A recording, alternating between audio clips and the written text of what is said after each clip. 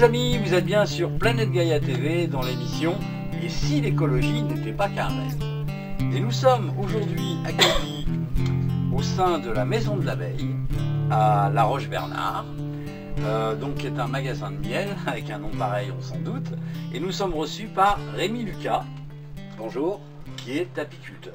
Bonjour à tous. Oui. Voilà, bonjour Rémi. Pour nos téléspectateurs qui ne te connaissent pas encore, est-ce que tu pourrais te présenter un peu ton parcours et comment tu en es arrivé là surtout? D'accord. Alors, moi je suis né donc en ferme ici, aux environs à 3 km de La Roche-Bernard, dans l'Orbihan. Et donc une ferme très traditionnelle, hein, c'était à l'ancienne mode, hein, carrément. Et donc avec un respect de la vie, les parents ne mettaient pas un gramme de produits chimiques et tout ça. Et j'ai fait des études, comme à l'école ça marchait bien, j'ai fait des études de chimie. Hein, et j'ai été appelé à faire de la recherche à Paris sur des résines pour EDF et d'autres. Et si bien que j'étais parti là-dedans, mais au fur et à mesure je m'apercevais que c'était pas ma voie quand même. Que la vie en ville et puis la vie dans les laboratoires, j'étais pas né là-dedans et ça me convenait pas. Si bien que j'ai décidé, en fréquentant le frère d'une amie en Seine-Maritime, il faisait des abeilles et là ça a été le coup de foudre pour les abeilles et ça fait 45 ans que ça dure et le coup de foudre ne m'a jamais passé. Si bien que je suis toujours resté dans les abeilles, ça a été comme une révélation et ça m'a jamais quitté et si bien que maintenant j'y suis encore et les enfants d'ailleurs vont reprendre ça. Et ah bah c'est bien ça. La filière l'abeille, la vie, la pollinisation, tout ça va continuer donc à mon grand plaisir d'ailleurs. Hein. Moi j'ai pas travaillé pour rien et j'ai mis le pied à l'étrier à une nouvelle génération. Hein. Voilà. Donc voilà à peu près le schéma de prise de conscience pour changer de vie. Puis après, bon ben il faut rester aussi, faut rester les pieds sur terre et puis monter une entreprise qui tienne la route économiquement, oui, bien sûr. Socialement, culturellement, sur plein de sujets qu'il faut que ça tienne la route. Et que tout ça, c'est chef d'entreprise, c'est aussi chef d'orchestre. Et que et donc ça a bien fonctionné et puis ça fonctionne toujours bien, mais on est parti sur la qualité et plutôt que sur la quantité. Voilà, donc c'est un peu le schéma ce sont un peu les lignes de conduite qu'on s'est fixées, quoi. D'accord. Voilà. Tu as commencé au départ avec le miel, oui. Vraiment le miel, donc le truc liquide et sucré que tout le monde connaît, ouais. Mais après tu es parti sur d'autres dérivés, je vois que tu as du pollen, ah oui, oui, comme tu as du chouchen bien sûr. Oui, comme tout apiculteur on démarre avec le miel, et puis après on fait tous les produits dérivés, tous les produits annexes au miel, hein, le pollen, la géroyale et la propolis, et puis aussi après donc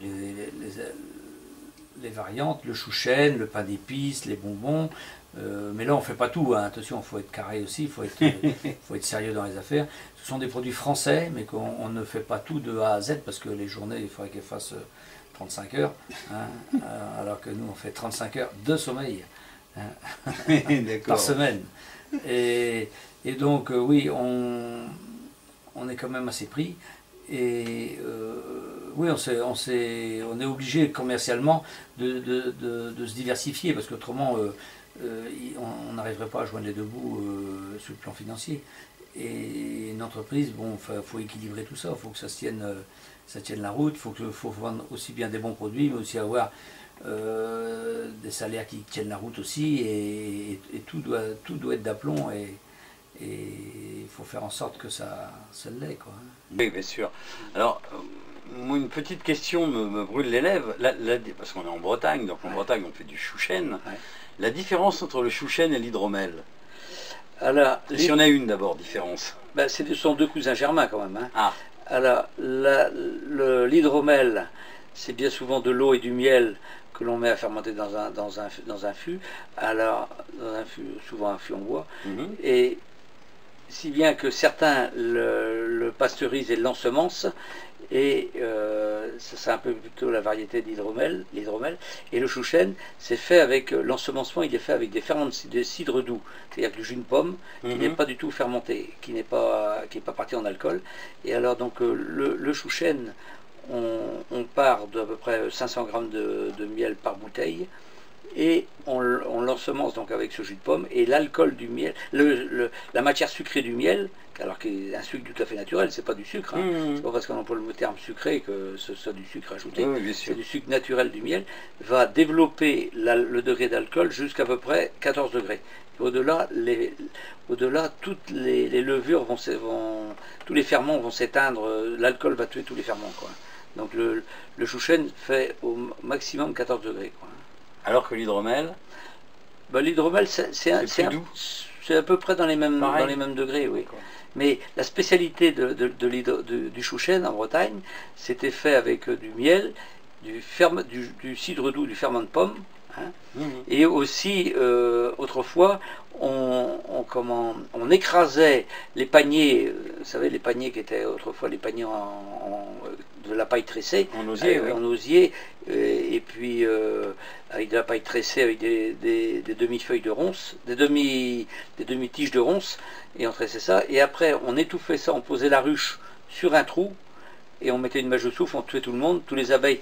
Alors comme les abeilles sentaient le soufre, ils se réfugiaient dans les alvéoles, et là on était obligé, plutôt que d'extraire abeille par abeille, ils écrasaient le tout avec le miel, la cire, le pollen, tous les abeilles, même les abeilles, et l'écrasement faisait passer le venin de l'abeille dans la solution sucrée, dans la solution de miel, hein, et cette fermentation agissait sur le marteau et l'enclume de l'oreille pour déséquilibrer, ce qui bien qu'on disait, quand tu prends une cuite au chouchen, tu tombes en arrière. C'est parce que ça déséquilibrait le marteau et l'enclume de l'oreille, si bien qu'on perdait l'équilibre, et puis...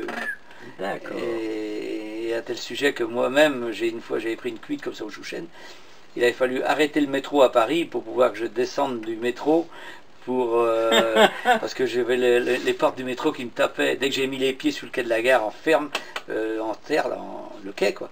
Et si bien que je tombais à la renverse dans le métro, et les portes essayaient de s'arrêter sur les jambes, et le chef de gare était obligé de venir me tirer du wagon comme ça, quoi. Et c'était au grand dam, au grand désespoir de voir la Bretagne sous ses couleurs. J'étais comme le goéland mazouté qui essayait de décoller. D'accord. Ok, je vois là sur la gauche, il y a plein de sortes de miel différents. Hein, je vois du miel de blé noir, du miel d'acacia, du miel de ronce, de châtaigne. Comment tu arrives à différencier? Parce que les abeilles, elles vont où elles veulent en fin de compte. Ouais, mais bon. Comment tu sais que ces abeilles-là ont butiné que des fleurs de châtaignier? D'accord. Bon, là, il y a déjà des secteurs géographiques. Oui, il y a déjà des secteurs géographiques bien précis, avec des périodes bien données. Hein. Et donc là, en extrayant le miel au bon moment, on arrive par exemple, à extraire du châtaignier quand c'est la période du châtaignier, quoi. Et donc, et le blé noir pareil. Et puis tout le monde ne fleurit pas en même temps. Donc l'acacia, les premières fleurs, c'est les saules, les saules. Après donc vient le colza, l'acacia, la ronce, le châtaignier, la bruyère, le tournesol, et ça finit après là-bas avec le blé noir. Et ça finit après là-bas avec le lierre, quoi. Le miel de lierre en fin de saison, quoi. Du miel de lierre, je connaissais pas. Le lierre, ce qu'on appelle en patois le brou, ça pousse sur les vieux murs ou dans les arbres. Ça fleurit au mois d'octobre. Enfin, de mi-septembre à peu près à mi-octobre à peu près. D'accord, donc selon la période de l'année, tu vas pouvoir dire ça c'est du miel de ça ou ça c'est du miel de ça. Et puis avec ça aussi les emplacements géographiques, c'est-à-dire que on les met, les ruches sont dans un tel endroit, et hop, ça va donner par exemple de la ronce, l'autre coin va donner du tilleul, l'autre coin va donner ça dépend où sont posées les ruches, quoi. Hein. D'accord, ça veut dire que les abeilles sont attachés à une zone géographique. Oui, une ruche butine à peu près sur un rayon de 3 km à la ronde. Et 3 km à la ronde, si vous faites pi R2, la formule de calcul de mathématiques, ça fait à peu près 2700 hectares à 3000 hectares par ruche, quoi, d'aire de butinage, quoi, hein. Alors, donc ça fait quand même une zone assez conséquente de butinage. Et après, il faut savoir que les abeilles ont des fleurs préférentielles, c'est-à-dire que et puis il y a la question d'abondance aussi, ça dépend la fleur qui est abondante sur le moment. Elles sont quand même attirées par... il ne faut pas aller envoyer du monde à chercher à tout... constamment, ils sont quand même attirés par le volume aussi, hein. La qualité, parce que j'ai repéré que les abeilles aiment beaucoup le bon miel, par exemple le blé noir, le châtaignier, tout ça, ça leur plaît beaucoup même ils auraient tendance à le conserver un peu pour elles, quoi. D'accord. Enfin, la charité bien ordonnée, hein, commence par soi-même. Alors, comment est-ce que tu résous le problème on parle de miel bio et de miel pas bio. Ouais. Les abeilles, donc elles vont butiner dans un secteur, donc j'ai compris, de 3 km autour de la ruche. Ouais. À côté, là, il y a un champ de blé noir. Donc on sait que le blé noir, c'est hyper fragile et que ça ne supporte pas ni les pesticides, ni aucune saloperie dans la terre. Ouais. Mais à côté, il peut y avoir du colza, sur lequel on va mettre tout un tas de saloperies. Comment est-ce que tu sais que tes abeilles ont plutôt butiné c'est une question de date. Oui, parce que ça passe pas en même temps. Mais quant au miel bio, honnêtement, moi personnellement, j'y crois pas. J'y crois pas parce que après, ce sont les techniques d'approche ce sont les techniques d'approche de l'apiculture, c'est-à-dire si on traite pas le varroa ou on traite par les méthodes de traitement de varroa. Mais pour ce qui est des cultures, moi je vais vous dire que sur 3000 hectares, c'est bien difficile de trouver 3000 hectares qui vont être bio d'un seul tenant. Oui. C'est infaisable. Donc moi j'y crois pas, faut être sincère avec la clientèle. Oui, mais d'accord. Quand on parle de miel bio, souvent on parle du processus de fabrication et non pas de ce que les abeilles récoltent. Oui, de processus de conduite des abeilles. Ouais. Et seulement le problème c'est que les abeilles bio, les gars ils perdent entre 70 et 80% des ruches à cause du varroa parce que leurs méthodes de traitement ne sont pas adaptées, quoi, hein. Et nous, le traitement que l'on fait, on fait un traitement classique homologué par tout le monde, par la filière, hein, par la filière que ce soit auprès de services vétérinaires, la DAS, l'UNAF, la Fédération d'apicole française. C'est une méthode classique, c'est-à-dire qu'on enlève la récolte de miel et on traite la ruche, hein. On raconte pas d'histoire aux gens, et on traite la ruche. Ça, on fait ça au mois de septembre, on fait ça après la mi-septembre.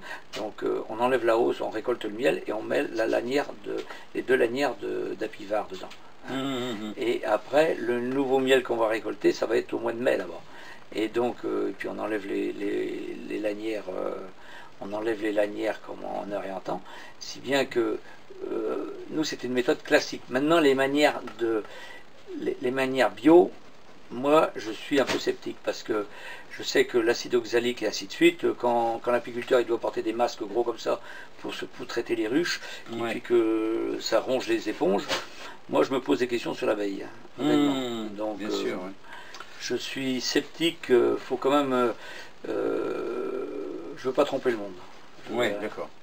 Ok. Donc alors je regardais l'autre fois sur une autre chaîne YouTube le coup de gueule d'un apiculteur qui nous montrait, hein, il ouvrait ses ruches et à l'intérieur, toutes ses abeilles étaient mortes.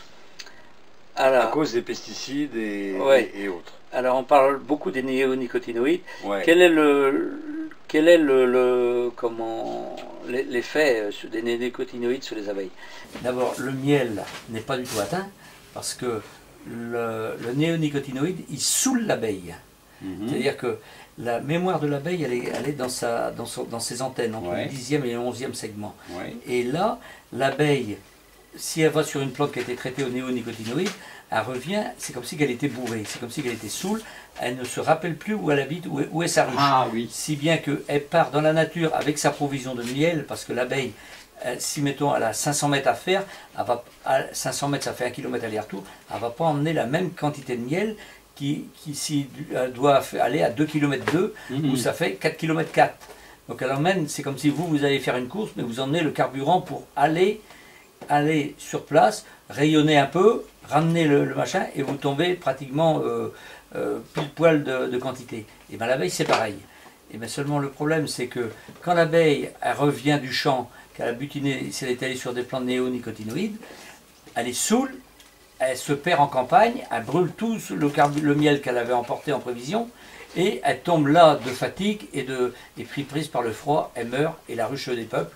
Et c'est pour ça que vous retrouvez des ruches avec du miel dedans, et plus une abeille dans la ruche, parce que les abeilles sont mortes au champ d'honneur. Alors vous envoyez une par-ci, une par-là, vous envoyez sur les routes, vous envoyez un peu partout, et si bien que la ruche est dépeuplée comme ça. Mais ça ne veut pas dire que c'est pas pour autant que le miel est intoxiqué. Le miel n'a rien du tout, parce que c'est comme si vous partiez de chez vous, et puis avec 1 kilo de provisions, et puis vous trompez, vous arrivez plus, il y a fait 4 jours que vous cherchez en rond, et puis vous avez consommé votre kilo de nourriture, et vous ne retrouvez pas votre maison, vous tombez de fatigue et de froid, et le froid vous prend, et vous mourrez sur place, et on vous retrouve, et disparition, quoi. Voilà. On t'appelle le poète aux abeilles. Alors, Un brin poète. un brin poète, voilà. Ouais. Alors, pourquoi? Parce que tu es un poète, d'accord. Mais pourquoi sur les abeilles? C'est ce qui Ah, bah, je n'écris pas que sur les abeilles. Ah, bon, Non, j'écris pas que sur les abeilles. d'accord. J'écris entre autres pour les abeilles, mais j'en écris autant des sérieux que à rigoler. Et j'adore écrire des poèmes pour à rigoler. Et oui, j'aime beaucoup la rime parce que d'abord je suis balance de signes et j'aime bien l'équilibre. Et justement la musique des mots, les mots, si on sait les agencer ensemble, c'est l'équilibre. C'est l'équilibre de la phrase, l'équilibre du message, Ouais. et l'équilibre tout court, tout simplement. Et nos ancêtres parlaient facilement en rime, comme Jean La Fontaine et tout ça. Oui. Maintenant, c'est un peu fatigant et ça serait un peu fastidieux de parler de cette façon-là, mais histoire de faire passer des messages, c'est assez parlant, quoi. Et la condition qu'il soit court, quoi. Oui, d'ailleurs, tu en mets souvent sur tes... Ouais, j'en mets sur les pots de miel. Sur tes pots de miel ou sur tes bouteilles de chouchen. de chouchen. Ouais. Ouais. Toi, c'est pas d'hydromel que tu fais, c'est du chouchen. Chouchen. Ouais, d'accord. Du chouchen. Ah ouais. Ouais. D'ailleurs, on va peut-être en lire un. Vas-y. Donc je vais vous dire la fin d'un poème que j'ai mis sur les bouteilles du chouchen, lors des Celtes. Et je dis, la légende du chouchen breton à reculons vers la maison, mais attention, circulation, modernité et modération. Waouh. Ou bien celui-ci sur Secret des Celtes. Hein. Autour d'un verre, copain d'un jour, mais de chouchen, amis de toujours, là l'amitié prend son envol, mais attention, rue de l'alcool. Bien sûr. Et donc, oui, il faut dire, bon, c'est un métier de passion. Hein, et il faut être... moi j'ai monté 3 entreprises le même jour avec 10 centimes d'euros maintenant, 60 centimes de francs. Il faut être passionné. Si vous n'êtes pas passionné, vous ne tenez pas, quoi. Hein. Et donc, il faut avoir la... Je dis toujours qu'on faut faire... La locomotive, c'est le cœur. Et après, le résultat, c'est le wagon, quoi. Mais la locomotive, c'est le cœur, quoi. Et il faut tirer... C'est la passion qui vous tire. Hein. Bien sûr. Tu as combien de ruches actuellement? Oh, plusieurs centaines. Plusieurs centaines. Ah oui. D'accord. Ah oui, parce qu'on est plusieurs à travailler maintenant. Les jeunes, les enfants reprennent ça.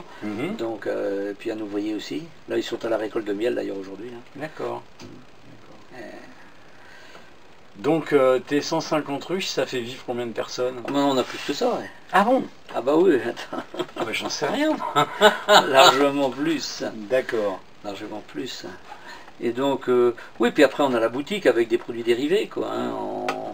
On vend aussi des savons au miel, du pain d'épices, de des produits à base de propolis, des bonbons, des nonnettes, des gâteaux au miel, de toutes sortes, plein de dérivés au miel, même des pommades à base de venin, Ah oui? des savons, des bougies. On est même fabricant de bougies et ma femme elle peint les bougies à la main. Et donc, oui, on a tous des produits dérivés, quoi, hein, parce que le miel par lui-même, ça suffirait pas. Ça suffirait pas, oui, bien sûr. Ouais. D'accord. Ok. Revenons à tes poèmes. Ça me captive, ça. Tu peux nous faire quelques poèmes? Ouais. Par exemple, souvent les gens ils sont devant un rayon de miel dans les magasins et puis ils sont tentés d'aller au moins cher, hein, parce que ils veulent aller au moins cher et tout ça, parce que ça les arrange et tout ça. Oui, dans un premier temps ça va les arranger, parce que dans un premier temps ça va les arranger, ça coûte moins cher. Et je leur dirais que prendre du miel d'importation nuit à la pollinisation, car les abeilles de l'étranger ne viendront pas dans vos vergers. Ou alors, ou un autre, posez-vous la question devant un miel pas cher, le sirop en option, mais sentez de travers. D'accord. Un autre qui est un peu plus romantique, c'est Bretagne fleurie, joli roncier, embrun iodé, fils d'océan, offre aux abeilles, filles dévouées, perles de miel, teintées de vent. C'est beau ça. Ouais. Ok. Et, oui, j'en ai. Oui, j'imagine. Puis bon, j'ai la mémoire qui va bien, je la fais marcher à la G Royale, alors. Je peux tenir 4-5 heures à vous raconter comme ça. D'accord, on va peut-être pas faire 4-5 heures, parce que j'aurais pas assez de batterie. Mais non, et puis les gens on en veut bien encore quelques-uns, oui. Ouais. Il faut prendre des sujets des poèmes qui sont adéquats, hein. Sur les abeilles. Attendez, non. Pollen aux pattes d'avril à août, l'abeille féconde, graines et fruits, l'achat de son miel est sans doute geste du cœur qui sauve la vie. Voilà, sauver l'abeille est un combat, aider son maître premier pas, dans un élan de sympathie, l'abeille en vie vous dit merci. Waouh! Et tu devrais revendre tes poèmes comme slogan, c'est bien. Comme slogan à tous les apiculteurs de France et de Navarre. Ça, oui, mais bon, pour moi les poèmes c'est pas la première la première priorité, quoi, hein. Oui, je sais bien. La priorité c'est sauver les abeilles, faire que les abeilles fonctionnent, que les abeilles se portent bien. Non, c'est pas le mot, mais c'est pas, je regrette ce mot. C'est pas que les abeilles fonctionnent, c'est que les abeilles se portent bien et que la pollinisation se porte bien, la biodiversité se porte bien et tout le monde en bénéficie, quoi. Et ça, il faudrait que les gens qui se rendent compte de ça, que c'est pas en allant chercher du miel à l'étranger qu'on va solutionner les problèmes de pollinisation. Si je vous disais que les produits de la ruche ne représentent que 3%, les produits de la ruche, miel et tous les produits, la production miel, pollen, gelée royale, propolis, tous les produits issus de la ruche, ne représentent que 3% de la valeur de l'abeille. 97% de sa valeur, c'est la pollinisation et la biodiversité. Hein, donc ça, c'est ultra important, et quand on a compris ça, j'ai compris beaucoup de choses. Et c'est pour ça que il faut faire vivre les apiculteurs français, et même si leur miel paraît plus cher que les miels d'importation, le jour qu'il n'y aura plus d'abeilles, ça sera encore plus grave pour vos problèmes d'alimentation. Mais bon, je pense que les gens en ont conscience, puisqu'on entend très souvent parler maintenant des abeilles et des problèmes qui en découlent. J'ai vu, moi, passer sur Internet énormément de pétitions où les gens veulent se mobiliser. Ils ne savent pas toujours quoi faire, mais ils veulent se mobiliser parce qu'ils sont inquiets. Parce que c'est vrai que si demain il n'y a plus d'abeilles, la pollinisation, c'est pas nous qui allons la faire. Ouais, et moi je vais vous dire, il y a un gros danger. Bon, il y a les néonicotinoïdes, là, qu'on parle. Il y a le gros danger aussi que tout le monde a entendu parler, c'est le frelon asiatique. Bien sûr. Et donc là, faut savoir que le frelon asiatique, il a été découvert en 1999 à Agen par un collègue apiculteur, hein, et non pas en 2004 comme ils le disent du côté de Bordeaux. Et déjà en 1999, il était présent sur le sol français. Et l'État n'a jamais voulu le prendre en compte, et même encore maintenant, on devait le classer en catégorie 1, si bien être à la charge de l'État pour le démontage des nids. Ils ont débrouillé à le mettre en catégorie 2, donc à la charge du propriétaire de l'arbre ou du terrain en question. Ce qui est tout à fait différent, parce que si la personne, la personne privée, propriétaire de l'arbre où il y a le nid de frelon, il ne veut pas le démonter ou il n'a pas les moyens de le démonter, l'arbre va rester là, le nid de frelon va rester là et peut générer jusqu'à 600 fondatrices pour l'année prochaine. Alors, vous voyez un peu l'extrapolation que ça peut prendre. Bien sûr. Le volume, on peut se retrouver vite fait à être le côté invasif, quoi. Le côté invasif, qui a été un peu, ce côté invasif a été un petit peu freiné du fait de 2017, une sécheresse, et puis j'ai l'impression que 2018, ça prend le même schéma. Et moi, il faut savoir qu'en 2016, j'ai attrapé 10 000 fondatrices au mois d'avril. Oh la vache! 10 000 fondatrices dans les pièges, je mets peut-être 500 pièges, hein, je mets peut-être 500 pièges à frelons asiatiques. Alors donc à base des pièges qui permettent l'évacuation des mouches avec des trous en haut, c'est comme le seul principe d'une bouteille, mais il y a un cône avec des trous en haut de 5 mm et demi, si bien que le frelon ne peut pas passer, mais les mouches et tout ça peuvent passer, et dans la solution qui est en bas, il y a une grille, le frelon se promène dessus, et en dessous, ben il n'y a pas de mouches ou très peu de mouches, si bien que ça ne sent pas, parce que le frelon est un prédateur, il n'est pas un charognard, il cherche de la viande fraîche, il cherche de la solution fraîche, il ne cherche pas à bouffer des mouches crevées et qui puent. Ouais, d'accord. Voilà. Okay. Et donc, mais il faut s'en inquiéter au mois d'avril, et ça c'est très très important, au mois d'avril, pour attraper les fondatrices. Une fondatrice attrapée au mois d'avril, c'est un nid en moins. Hein. Ça, il faut bien se mettre ça dans le crâne, et il ne faut pas rater le mois de la mi-mars, disons, jusqu'à la mi-mai. Et quand on commence à attraper des frelons crabreaux, il ne mord plus, il a changé d'alimentation, il cherche des protéines à ce moment-là.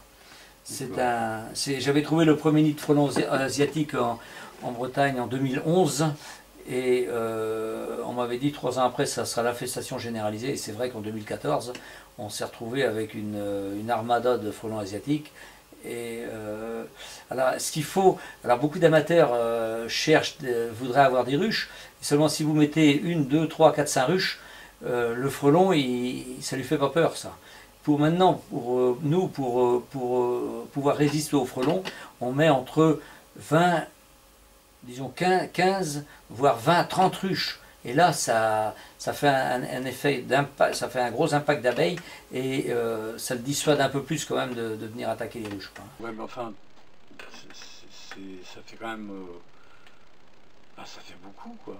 Ah ben les amateurs peuvent pas mettre 15 à 20 à 30 ruches dans le fond de leur jardin. Bah non. Dans un lotissement, c'est injouable, ça, parce qu'ils vont avoir des soucis avec leurs voisins. Oui. Avec le voisin. C'est nous, parce que nous on met ça, on met les frelons, on met les ruches dans des ruchers, quoi, qui sont à l'extérieur des maisons et à l'extérieur de. Alors maintenant, on est même obligé de mettre des caméras dans les ruchers pour pareil au vol de ruches et compagnie. On a chopé d'ailleurs, on a attrapé. Ouais. Mais on est obligé de faire ça maintenant, quoi. Alors ça devient un souci aussi, ces vols de ruches. Alors on passe régulièrement dans les ruchers, et puis aussi on a des caméras maintenant qu'on met. Hein. D'accord.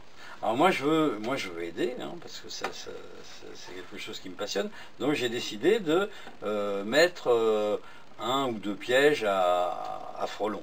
Oui. Je trouve ça où?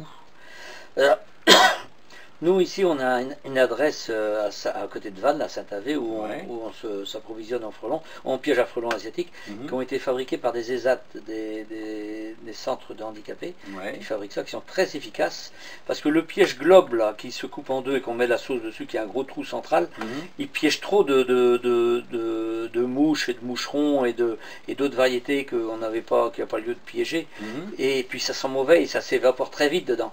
Et si bien que je ne trouve pas d'une si grande efficacité que les pièges avec ou qui ont une rondelle dessus, une suspension à 3 fils et des trous sur les côtés qui laissent échapper les mouches et tous les petits insectes, si bien que le frelon, lui, il se fait prendre dedans, et puis comme la sauce est en dessous avec un grillage, il se promène sur le grillage, et du fait qu'il ne meurt pas tout de suite, il va attirer d'autres frelons par les phéromones, il va attirer d'autres frelons.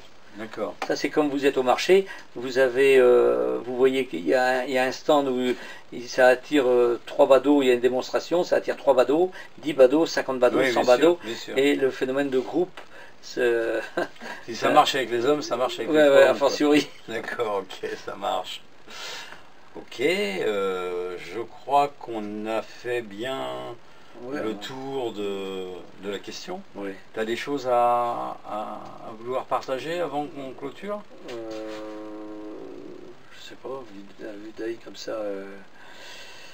Alors si tu avais un conseil à donner aux consommateurs passionnés qui s'intéressent à la vie des abeilles? Ben, déjà, il faut œuvrer pour que les apiculteurs puissent vivre de leur métier et qu'on les fasse vivre et qu'eux, après, s'occupent des abeilles, quoi, hein. Et de dire, ben moi je prends plutôt mon miel qui vient du Mexique ou de Tchernobyl, là-haut des régions des pays de l'Est. Parce que c'est pas parce qu'on ne parle plus de Tchernobyl que, Oui, non, bien sûr.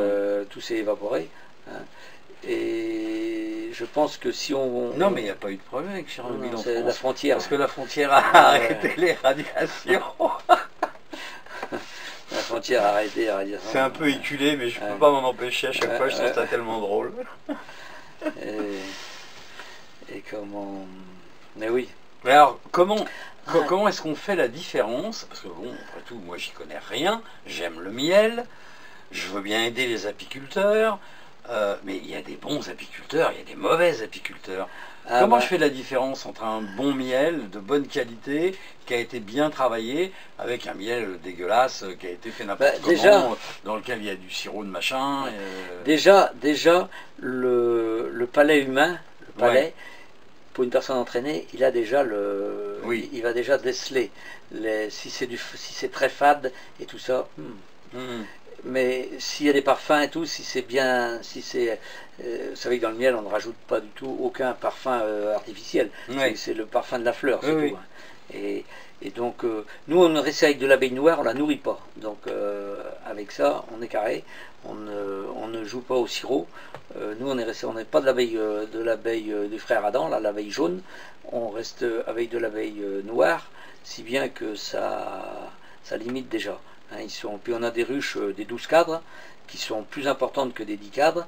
Ils ont plus de provisions, si bien qu'elles ramassent pour elles et elles s'en tirent mieux, à mon goût. Hein. Bon, c'est plus 12 cadres, il faut crocher dedans, il faut être costaud. Hein. Mais bon, on est parti là-dessus, nous. Hein. Mais 95% des apiculteurs français, voire 98%, sont en 10 cadres. Hein.